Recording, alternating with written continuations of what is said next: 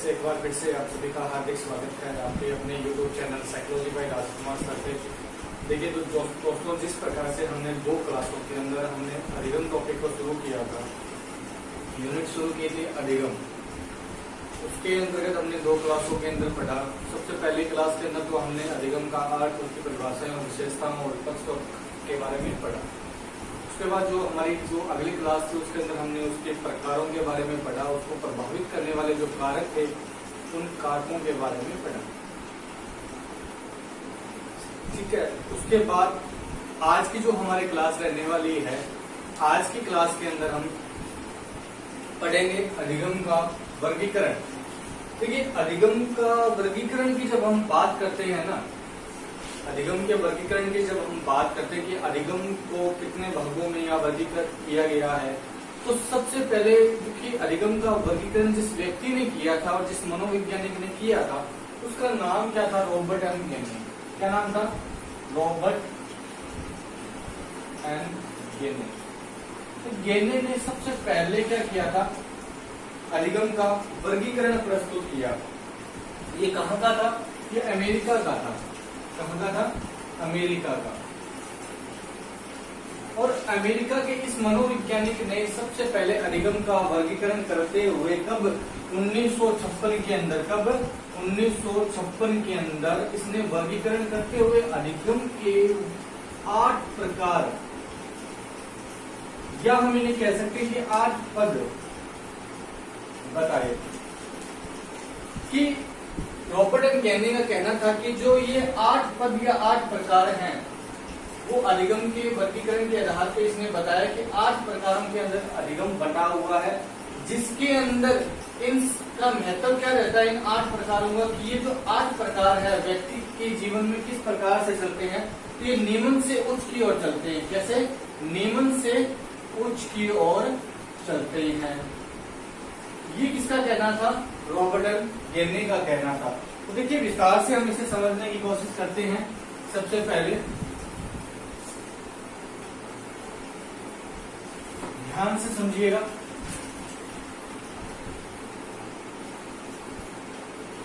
Robert M गेने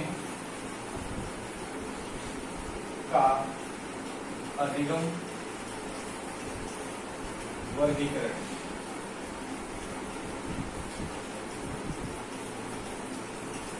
ठीक है, अधिगम वर्गीकरण में सबसे पहले रॉबर्ट एम गेने का ही नाम आता है। तो रॉबर्ट एम गेने की इस अधिगम वर्गीकरण को हम विस्तार से पढ़ने की कोशिश करेंगे। तो देखिए, सबसे पहले हम बात करेंगे ये वर्गीकरण दिया किसने? तो रॉबर्ट एम गेने ने दिया। किसने दिया? रॉबर्ट एम गेने ने दिया। और दिया कब? ये 1956 के अंदर दिया। कब दिया? 1956 ईस्वी के अंदर। और इसकी एक प्रसिद्ध पुस्तक थी। क्या थी? इसकी एक प्रसिद्ध पुस्तक थी जिसका नाम था कंडीशन ऑफ लर्निंग।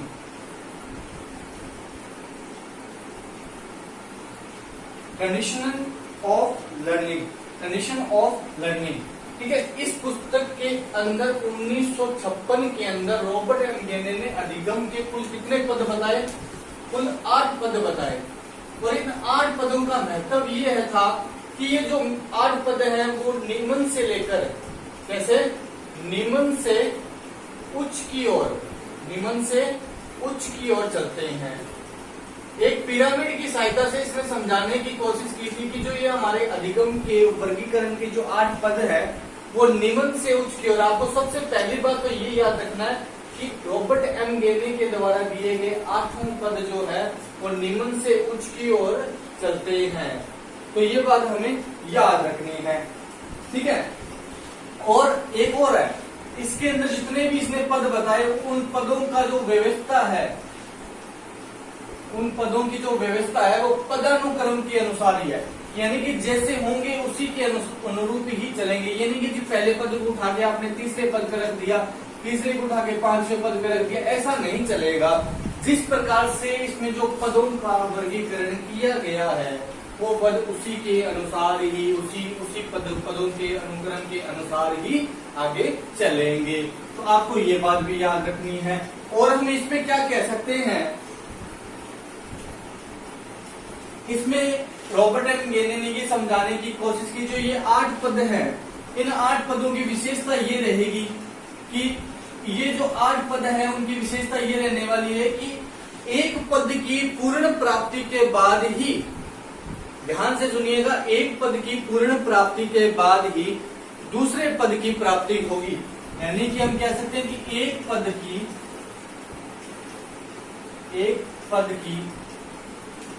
प्राप्ति के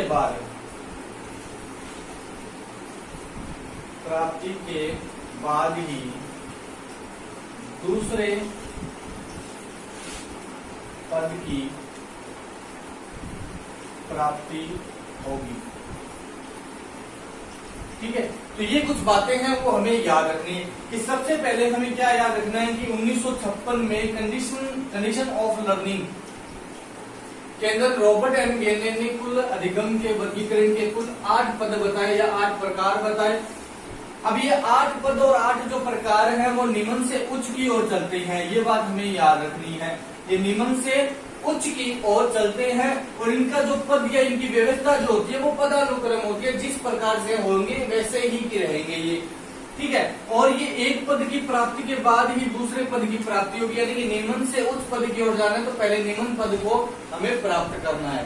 तो देखिए, इसमें सबसे महत्वपूर्ण बात एक हमें ये याद रखनी है, ये जो 8 पद हैं वो एक पिरामिड की सहायता से हम समझने की कोशिश करेंगे कि जो वर्गीकरण दिया था इसने रॉबर्ट एम गेने ने, वो एक पिरामिड की सहायता से समझाने की कोशिश की है। तो 8वां पद हम यहाँ पे चर्चा करेंगे, फिर एक एक के बारे में हम डिटेल से पढ़ेंगे।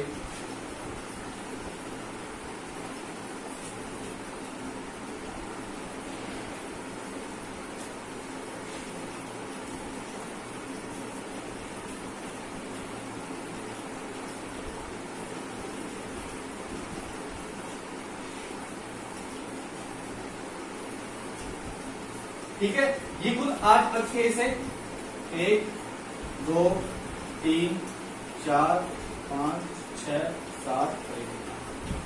अब इन पदों के नाम देखिए। सबसे पहला जो इसने वर्गीकरण बताया, पहला जो इसने बताया वो था संकेत अधिगम। कौन सा था? संकेत अधिगम। यानी कि हम ये कह सकते हैं कि जो रॉबर्ट एम गेने के जो वर्गीकरण का सबसे निम्न पद है वो कौन सा है? संकेत अधिगम है। सबसे निम्न पद, इसे हम कह सकते हैं सबसे निम्न पद। ये कौन सा है? सबसे निम्न कोटि का पद है या सबसे निम्न पद है। इसे हम इंग्लिश में क्या कह सकते हैं? सिंगल लर्निंग कह सकते हैं। कौन सा कह सकते हैं? Single learning. सिंगल लर्निंग कह सकते हैं। ठीक है, सिंगल लर्निंग। अब देखिए दूसरा जो पद है, इसके बाद जो दूसरा पद बताया रॉबर्ट एम गेने ने वो कौन सा था? उद्दीपन अनुक्रिया अधिगम। कौन सा? उद्दीपन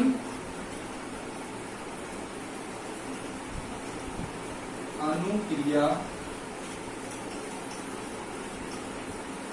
अधिगम।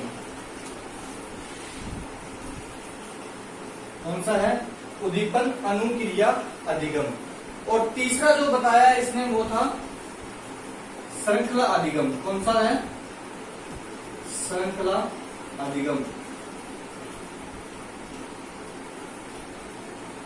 इसे हम चेन अधिगम भी कह सकते हैं। कौन सा? चेन लर्निंग कह सकते हैं। ठीक है, और इसे हम स्टिमुलस रिस्पॉन्स, STUMULUS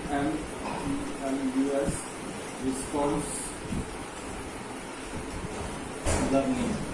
ठीक है, और उसके बाद जो चौथा है वो है शाब्दिक साचर्य अधिगम। कौन सा है? शाब्दिक साचर्य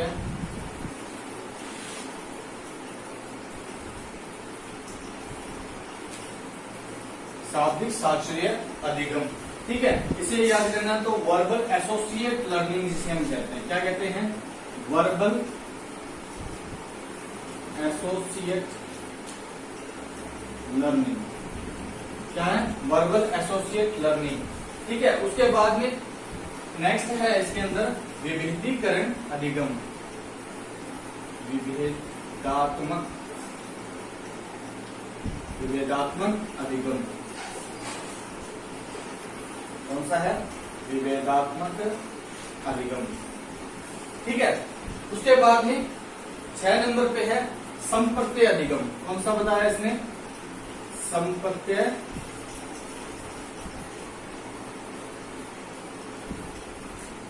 कॉन्सेप्ट लर्निंग। ठीक है, विभेदात्मक को क्या कहते हैं, डिस्क्रिमिनेशन। ठीक है, और संप्रत्यय कॉन्सेप्ट लर्निंग। और उसके बाद बात आती है सिद्धांत अधिगम की। कौन सी, सिद्धांत अधिगम। सिद्धांत अधिगम के बाद में आती है समस्या समाधान अधिगम। समस्या समाधान अधिगम। ये इस प्रकार कुछ 8 पद बताए थे किसने, रॉबर्ट एम गेने ने। अब देखिए इसमें जो इसका जो निम्न कोटि का या निम्न पद जो है वो है संकेत अधिगम, यानी कि जो प्रक्रिया है वो इस प्रकार से चलेगी। ठीक है, इस प्रकार से पहले पद की प्राप्ति के बाद में दूसरा पद, दूसरे की प्राप्ति के बाद तीसरा पद, तीसरे की प्राप्ति के बाद चौथा, चौथे के बाद पांचवा, पांचवे के बाद छठा, छठे के बाद सातवां और आखिर आठवां। और जो उच्च कोटि का है, निम्न कोटि का कौन सा है, इसमें ये प्रश्न आ सकते हैं कि अधिगम के वर्गीकरण, रॉबर्ट एम गेने के अधिगम वर्गीकरण के अंदर सबसे निम्न पद कौन सा है, तो संकेत अधिगम है। और जो उच्च पद है वो कौन सा है, समस्या समाधान। कौन सा है, समस्या समाधान। ठीक है, तो ये हमें याद रखना है। तो ये जो है इसका पिरामिड है जो हमें ये याद रखना है। इसकी सहायता देखिए, पहला पद संकेत अधिगम, संकेत के बाद में उद्दीपन अनुक्रिया होगी, फिर श्रृंखला, फिर शाब्दिक, विभेदात्मक, संप्रत्यय, सिद्धांत, फिर समस्या समाधान।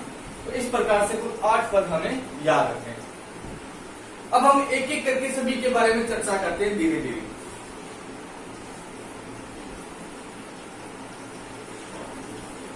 इसको यहीं रहने देते हैं। ठीक है, ये ऊपर वाला देखिए, सबसे पहले मैं जिसकी बात करूंगा वो कौन सा है, इसमें संकेत अधिगम। कौन सा है, संकेत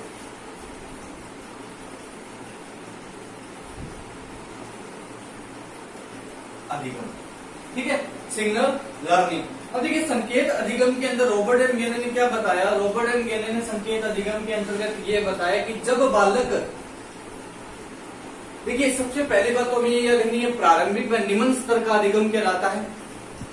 यानी कि हमारे जीवन का सबसे प्रारंभिक अधिगम या ये निम्न स्तर का अधिगम ये कहलाता है। इस निम्न स्तर के अधिगम के अंतर्गत क्या होता है कि एक जो बालक जो होता है ना, वो चिन्हों वह आकृतियों के माध्यम से अधिगम करता है। चिन्हों और आकृतियों के माध्यम से अधिगम करता है। इसमें अधिगम यानी कि लर्निंग का जो साधन होता है वो क्या होता है, चिन्ह होते हैं या आकृतियां होगी।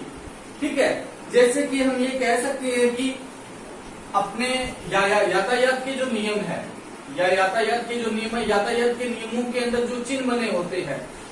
ठीक है, इस प्रकार से हम कह सकते हैं ये जो चिन्ह है, ठीक है, या इस प्रकार से चिन्ह लगाए होते हैं, जैसे ये मोबाइल का यहाँ पे निशान लगाया होता, ऐसे किया होता है। ये जो चिन्ह होते हैं, इन चिन्हों के माध्यम से जो अधिगम की प्रक्रिया पूर्ण होती है ना, वो प्रक्रिया क्या कहलाती है, चिन्ह संकेत अधिगम कहलाती है। यानी कि इसमें संकेतों का सर्वाधिक महत्व होता है, संकेतों का सर्वाधिक महत्व होता है।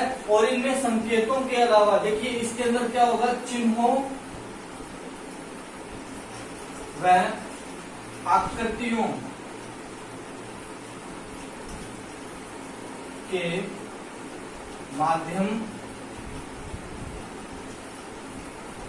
माध्यम से अधिगम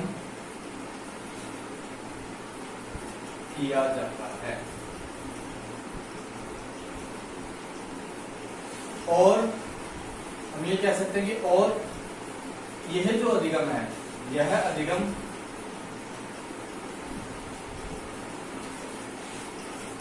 वर्गीकरण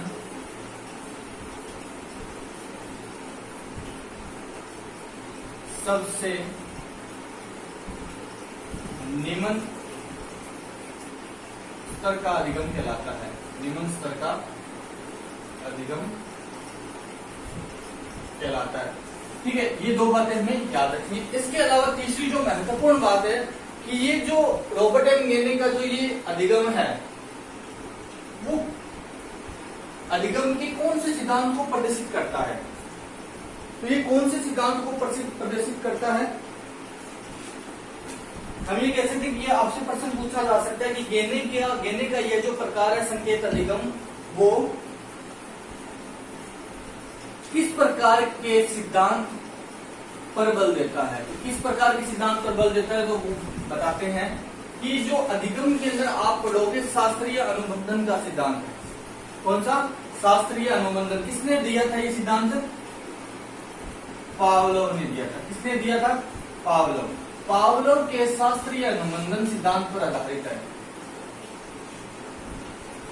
शास्त्रीय अनुबंधन सिद्धांत पर आधारित।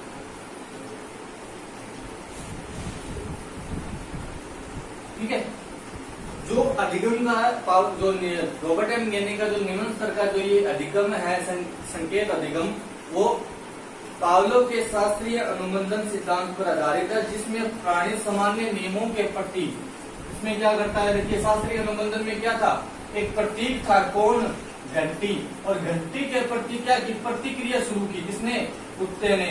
तो क्या था? वो घंटी उसके लिए एक प्रतीक या संकेत के रूप में काम कर रही थी ना, तो इसीलिए कहा जाता है कि इसमें संकेत अधिगम हुआ था। यानी कि संकेत दिया गया, खाना देने से पहले घंटी बजाएगी, घंटी का संकेत था कि हाँ भैया तेरे को खाना मिलेगा, तो वो संकेत दिया गया। ठीक है ना, तो वो संकेत था। संकेत की वजह से हम ये कह सकते हैं कि इसमें संकेत अधिगम के अंदर शास्त्रीय अनुबंधन सिद्धांत के अंदर संकेत अधिगम का उपयोग किया गया था। ठीक है, तो वो हर बात हमें याद रखनी है। तो ये था इसका पहला पद। उसके बाद मैं बात करूंगा दूसरे पद की।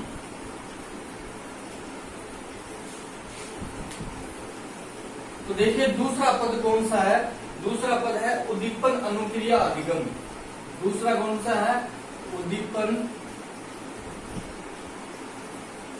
अनुक्रिया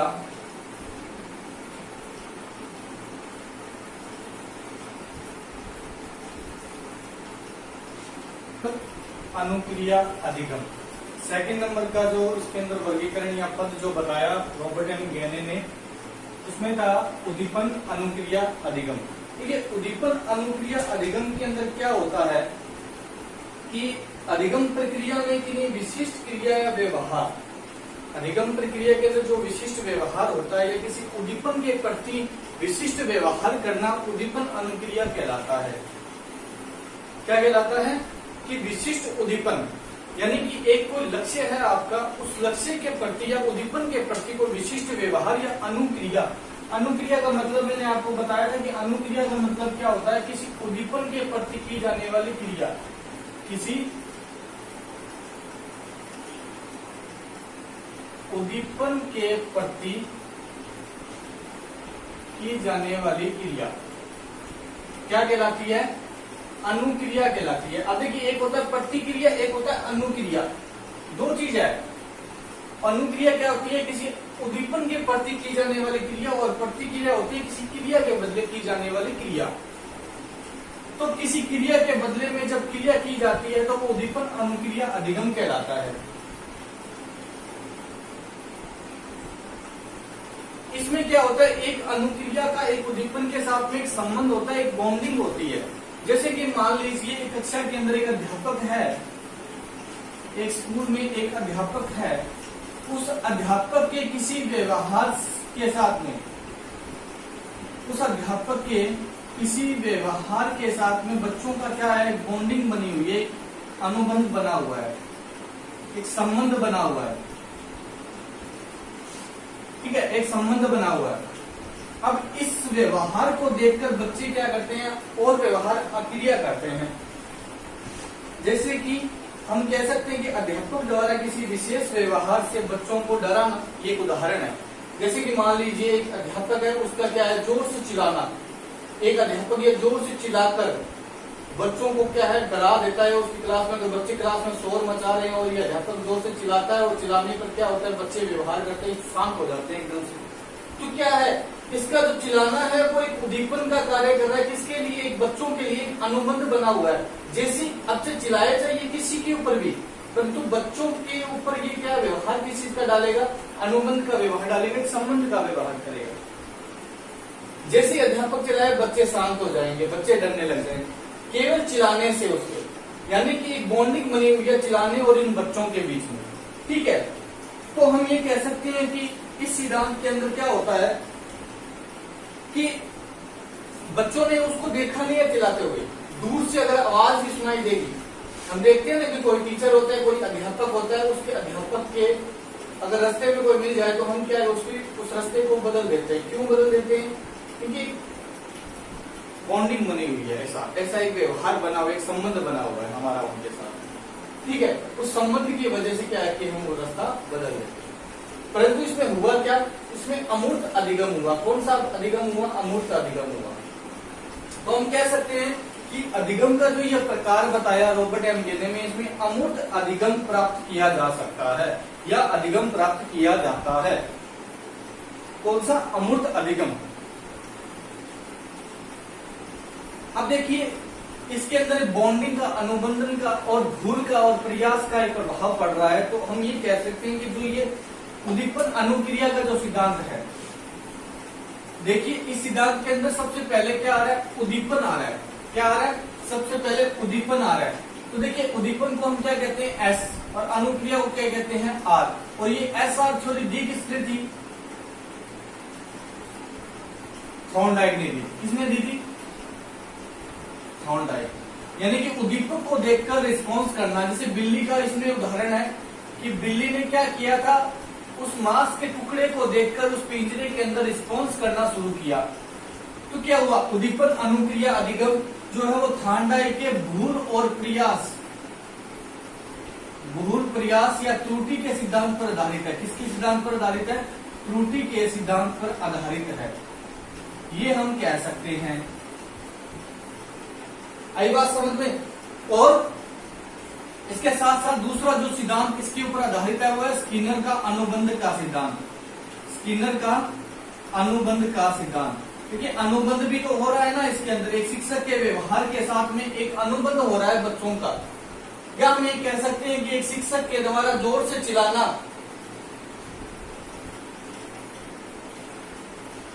जोर से चिल्लाना क्या है, एक ऐसा व्यवहार जिससे बच्चों के साथ में क्या अनुबंध है, उस चिल्लाने का और बच्चों का एक अनुबंध बना हुआ है। तो अनुबंध भी स्किनर ने ही बताया था, अनुबंधन का सबसे पहले प्रयोग स्किनर के द्वारा किया गया था। तो स्किनर के अनुबंधन सिद्धांत और थॉर्नडाइक के भूल में प्रयास के सिद्धांत पर आधारित है कौन सा, रॉबर्ट एम गेने का प्रकार, उद्दीपन में अनुक्रिया का सिद्धांत। तो हमें ये याद रखना। देखिए ये जो था संकेत अधिगम, ये किस पे आधारित था, शास्त्रीय अनुबंधन पे आधारित था। किस पे, शास्त्रीय अनुबंधन पे आधारित। और ये स्किनर के अनुबंधन पर प्लस थॉर्नडाइक के भूल प्रयास पे सिद्धांत पर आधारित है। ठीक है, दो बातें हमें याद रखनी है। उसके बाद जो बात करते हैं हम तीसरे की, तो तीसरा हमारा कौन सा है, श्रृंखला अधिगम, जिसे हम चेन लर्निंग के नाम से जानते हैं। किसके नाम से जानते हैं, चेन लर्निंग के नाम से जानते हैं। देखिए इसके अंदर क्या होता है, चेन लर्निंग के अंदर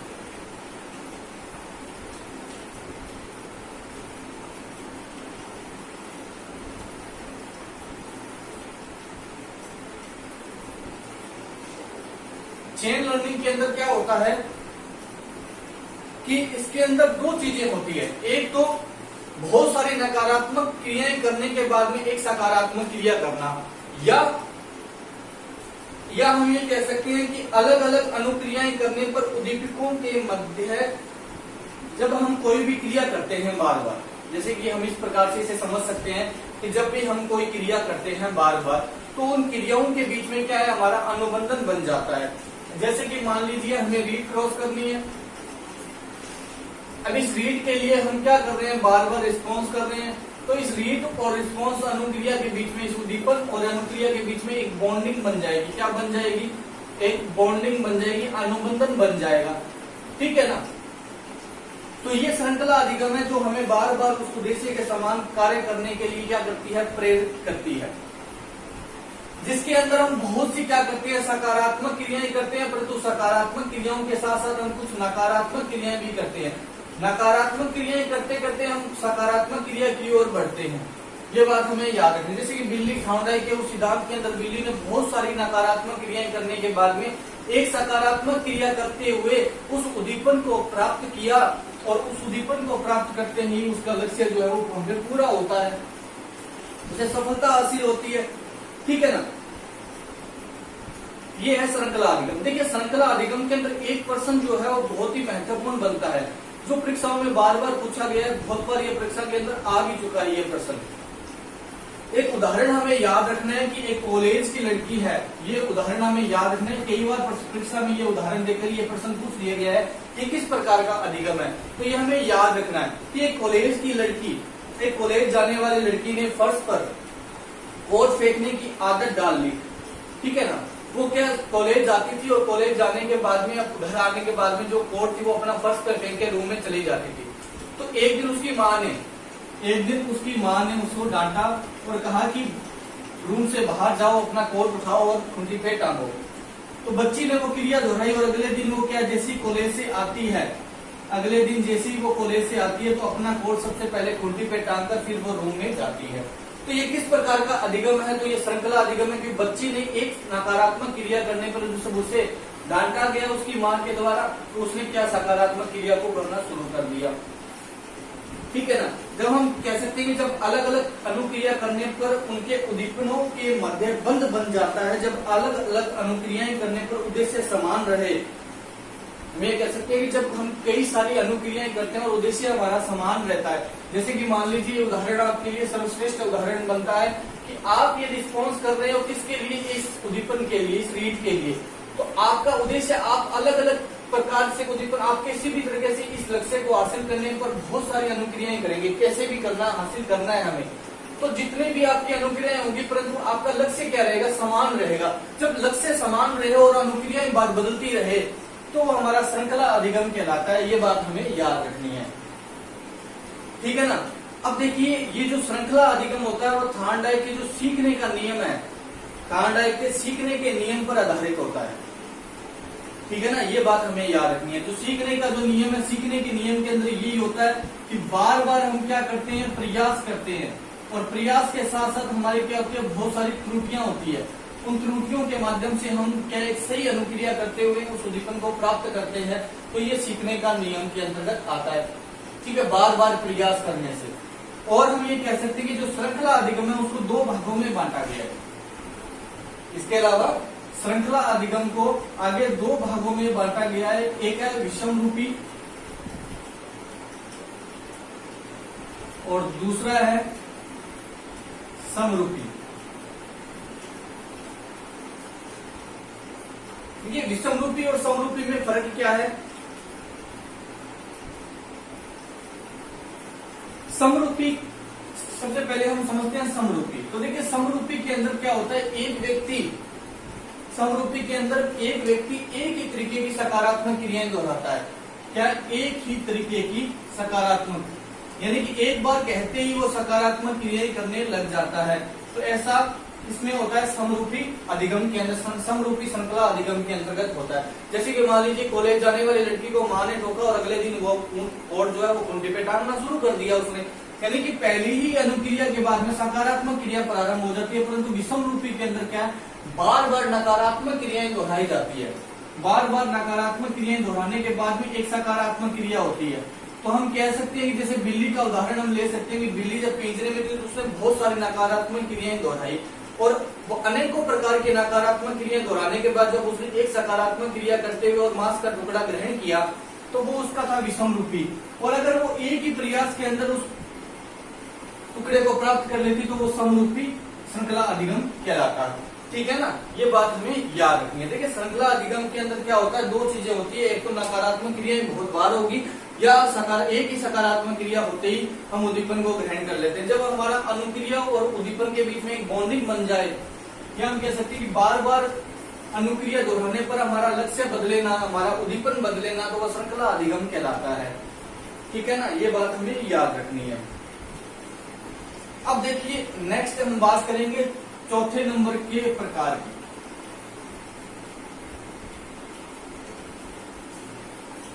देखिए चौथे नंबर का जो प्रकार है वो क्या है, शाब्दिक साचर्य अधिगम। कौन सा है, शाब्दिक साचर्य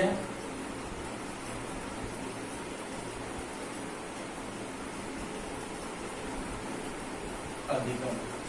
ठीक है, शाब्दिक साचर्य अधिगम के अंदर क्या होता है, शब्दों का ज्ञान प्रारंभ होता है। किसका ज्ञान प्रारंभ होता है, शब्दों का ज्ञान। जैसे कि हम ये कह सकते हैं कि हम एक बच्चे की प्रारंभिक अवस्था के अंदर जब वो वर्णमाला के प्रारंभिक शब्दों का ज्ञान प्रारंभ कर दे, हम ये कह सकते हैं कि प्रारंभिक अवस्था के अंतर्गत, प्रारंभिक अवस्था के अंतर्गत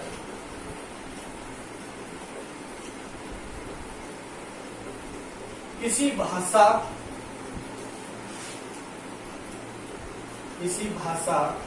या वर्णमाला के प्रारंभिक वर्णों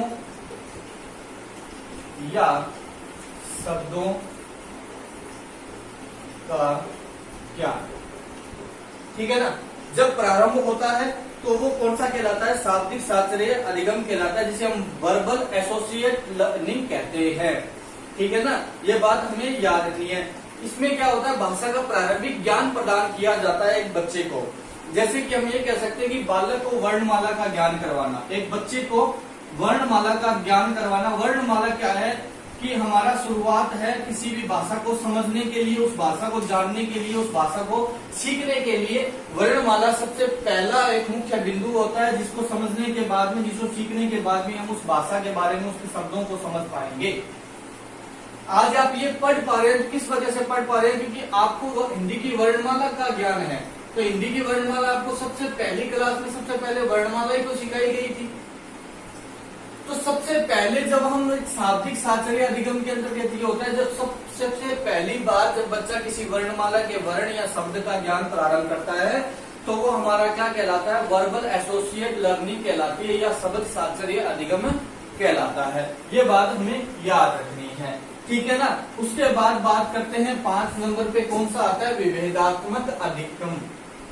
कौन सा आता है, विभेदात्मक अधिगम। देखिए विभेदात्मक के अंदर हम इसके नाम से हम ये बता सकते हैं कि विभेद करना, किन्हीं दो चीजों के बीच में विभेद करना या भेद करना क्या है, विभेदात्मक अधिगम कहलाता है। ठीक है ना, विभेदात्मक अधिगम के अंतर्गत क्या होता है, यदि विभिन्न विषय वस्तुओं में अंतर करना, जब एक बालक किसी विभिन्न विषय वस्तुओं में अंतर करना सीख जाए, यानी कि दो विषय वस्तुओं के बीच में, दो विषय वस्तुओं के बीच अंतर प्रारंभ, के बीच अंतर प्रारंभ, तो क्या कहलाता है, विभेदात्मक अधिगम कहलाता है। ठीक है ना, हम ये कह सकते हैं कि वर्णमाला के काफी सारे अक्षर है, जैसे कि ए, आ, क, ख। अब ये क्या है, बहुत सारे अलग अलग अक्षर है। इन अक्षरों में जब वो विभेद करने लग जाएगा, उसे पता लगेगा ये ए, ये आ है, ये क है, ये ख। अब तो ये क्या हो रहा है, ये हम वेद किस प्रकार से कर पा रहे हैं, क्योंकि हमें इस प्रकार का अधिगम है कि वर्णमाला की अक्षरों का अलग अलग उच्चारण होगा और ये अलग अलग है। ठीक है ना, जब हम वर्णमाला के काफी सारे अक्षरों में भेद करना लग जाए, या हम ये कह सकते हैं कि मैं ये लिखूं, ये क्या कौन सा कलर है, तो आप ये बताओगे सर ये काला है। ठीक है ना, तो इस प्रकार से अगर लाल रंग हो तो हम क्या कहेंगे, सर ये लाल है, ये पीला रंग है। ठीक है ना, ये नारंगी है। तो ये क्या है, ये आपके रंगों का भेद है। आप जब इन रंगों के बारे में देखते ही बता दोगे ये कौन सा रंग है, ये नीला रंग है, ये लाल रंग है, ये पीला है, ये नारंगी है, ये बैंगनी है। तो ये किस प्रकार से बता पा रहे हो, क्योंकि आप उनमें भेद कर पा रहे हो। आपका विभेदात्मक अधिगम पूर्ण हो चुका है। आप दो विषय वस्तुओं के बीच में भेद, दो रंगों के बीच में भेद, दो वर्णों के, दो शब्दों के बीच में भेद कर पा रहे हैं, तो वो आपका कौन सा कहलाता है? विभेदात्मक अधिगम कहलाता है, जिसे हम क्या कहते हैं? डिस्क्रिमिनेशन लर्निंग कहते हैं। ये बात हमें याद रखनी है, ठीक है ना। इस अधिगम के अंदर हमारी जो प्रारंभिक शक्तियां होती है, जो मानसिक शक्तियां होती है हमारी, वो प्रारंभ होती है, और प्रारंभिक मानसिक शक्तियों के आधार पर हम विषय वस्तुओं में अंतर करना और उनमें फर्क महसूस करने की जो योग्यता है, उसका विकास इस अवस्था के अंदर, इस प्रकार के अंदर हमारा प्रारंभ हो जाता है, ठीक है। उसके बाद बात करेंगे 6 नंबर पे। 6 नंबर पे कौन सा है आपका? संप्रत्यय अधिगम। देखिए, इसे थोड़ा सा ध्यान से देखना, संप्रत्यय क्या चीज होती है। वैसे तो आपको पता होगा कि संप्रत्यय होता क्या है। सबसे पहली बात तो संप्रत्यय की बात, ठीक है ना। संप्रत्यय अधिगम, देखिए संप्रत्यय के अंदर हम कह सकते हैं कि ब्रह्मांड में हमारे बहुत सारी विषय वस्तुएं हैं, कुछ पद हैं, ठीक है ना। उनका एक अलग, हर विषय वस्तु का एक नाम से उसे हम पुकारते हैं, ठीक है ना। जैसे हम आप बहुत सारे व्यक्ति हैं हमारे संसार में, अगर मान लीजिए किसी का कोई नाम नहीं होता निर्धारित, तो हम कैसे उनको पुकारते? आज हर व्यक्ति का नाम है, ठीक है ना, तो हम उसको उसके नाम से बुलाते हैं। काफी सारे लोगों में, 10 लोगों के बीच में कोई व्यक्ति खड़ा है, तो उसको हम उसके नाम से बुलाते हैं, अरे भाई इधर आओ। तो वो किस वजह से? क्योंकि वो हमारा संप्रत्यय बना हुआ है, एक नाम की वजह से हमारे संप्रत्यय उसमें। तो जैसे मान लीजिए आप किसी का नाम लेंगे, तो उसकी जो छवि है, उसका जो चित्र है, वो आपके मस्तिष्क में बन जाएगा, ठीक है ना।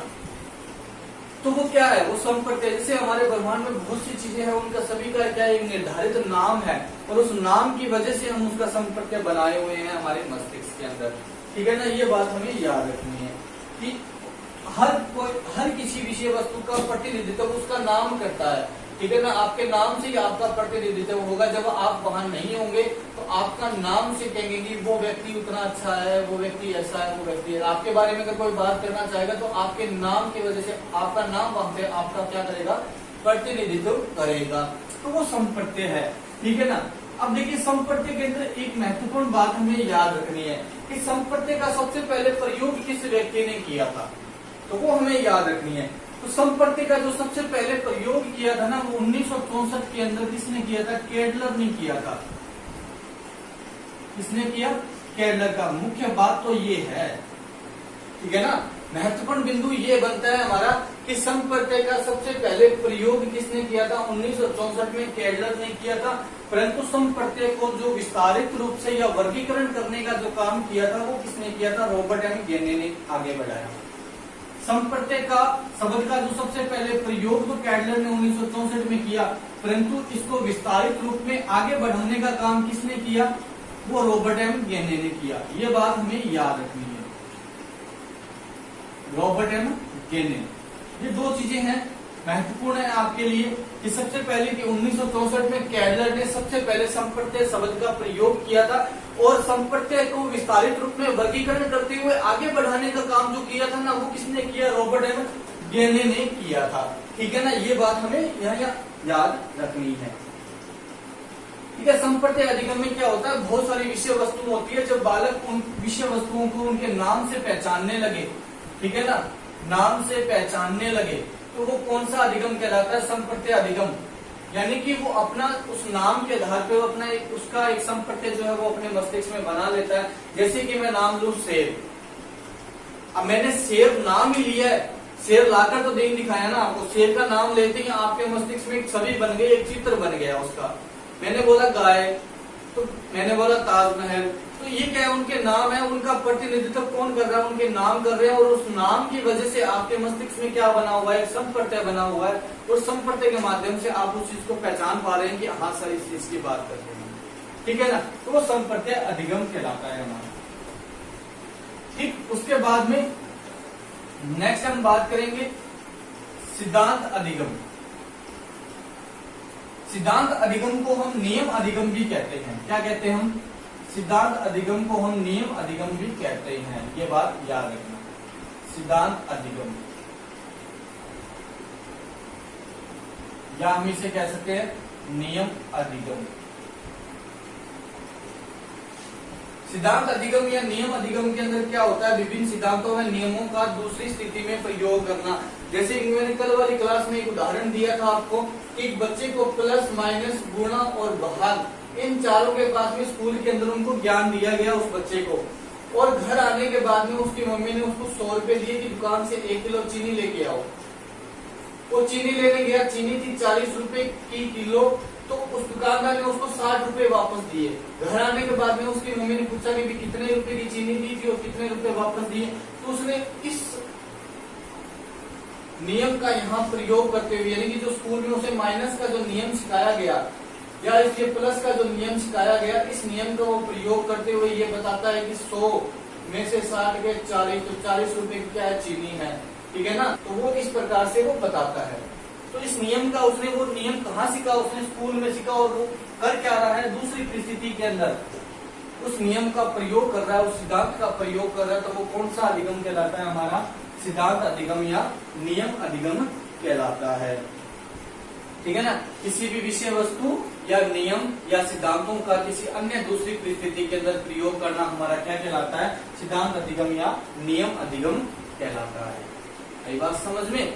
उसके बाद में बात करते हैं अंतिम समस्या समाधान, सबसे महत्वपूर्ण उच्च कोटि का अधिगम कहलाता है हमारा समस्या समाधान अधिगम। समस्या समाधान, समस्या समाधान अधिगम। देखिए समस्या समाधान के अंदर क्या होता है कि ये हमारा सूझ पर आधारित होता है, संज्ञान पर आधारित होता है। किस पे आधारित होता है, सूझ, संज्ञान और हमारी मानसिक क्रियाओं पर आधारित अधिगम होता है, जिसके अंदर क्या होता है कि हम हमारी मानसिक क्रिया शक्तियों के आधार पे, हमारी मानसिक शक्तियां और बुद्धि जो है वो इस अवस्था के प्रकार के अंदर, इस प्रकार के अधिगम के अंदर क्या विकसित हो चुकी होती है, और इसके कारण क्या है, हम संज्ञान या सूझ के माध्यम से हमारी जब समस्याओं का समाधान करने लग जाए तो वो हमारा कौन सा कहलाता है, समस्या समाधान अधिगम कहलाता है। उच्चतम श्रेणी का अधिगम कहलाता है। रॉबर्ट एम गेनी के अनुसार उच्चतम श्रेणी का अधिगम कौन सा है, ये बात याद रखना, तो वह है समस्या समाधान अधिगम। कौन सा है, समस्या समाधान अधिगम। और जो मैं अगर ये पूछूं कि निम्न कोटि का या निम्न श्रेणी का अधिगम कौन सा है, तो वह है संकेत अधिगम, ठीक है ना, ये बात याद रखनी है।